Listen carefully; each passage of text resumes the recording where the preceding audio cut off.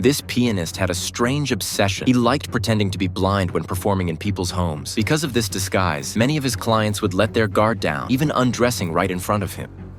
To make his act convincing, he practiced at home wearing a blindfold for hours on end. But what he didn't know was that pretending to be blind would become the biggest mistake of his life. One day, as usual, Jack went to perform at a wealthy man's mansion for the man's wife's birthday. But when the lady opened the door, she seemed reluctant to let him in. Still, he had already been paid, so he insisted on completing the job. Their argument drew the attention of the elderly woman living across the hall. Left with no choice, the lady finally let Jack inside. After confirming that he truly couldn't see, she relaxed and allowed him to start playing the piano. But only a few notes in, Jack froze in terror. Lying in the middle of the living room was a corpse. Trying to hide his panic, he calmly said he needed to use the restroom. The woman helped guide him past the body, but Jack had no idea that the killer was hiding inside the bathroom. His heart nearly stopped. He didn't dare give himself away. When he returned to the piano, he realized that the dead man was the wealthy husband himself. Though terrified, Jack had to keep up the act. He sat back down and continued playing as if nothing had happened, while the others began cleaning up the crime scene right in front of him. Not long after, a man stuffed the corpse into a suitcase, preparing to dispose of it. As soon as Jack got the chance, he fled the house and ran straight to the police station to report the murder. But what happened next was almost unbelievable. The killer he'd just seen was none other than the chief of police. The chief walked right up to him, and Jack instantly changed his story, claiming he'd only come to report a missing cat. The chief clearly didn't buy it and decided to follow Jack home, hoping to catch him slipping up. But Jack stayed in character. He moved like a blind man, showed no reaction even when the chief threw a knife near him. Eventually, the chief had no choice but to believe him. Soon, news broke about the wealthy man's death and the disappearance of $10 million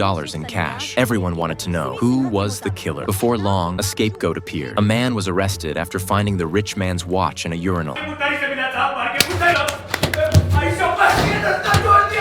Jack felt torn inside, but his fear of the chief kept him silent. He signed the statement and said nothing. However, the case wasn't over yet. There was another witness, the elderly woman from across the hall. Unlike Jack, she went straight to the police. She told them that when Jack had arrived that day, there were already 3 people in the house: the rich man, his wife, and a tall, strong stranger. She also said that if she ever saw that man again, she'd recognize him immediately. When the chief heard this, he quietly informed the wife, and she paid the old woman a visit. Meanwhile, Jack, still pretending to be blind to protect himself, had to return to the house to play again. But what he saw there this time was even more horrifying.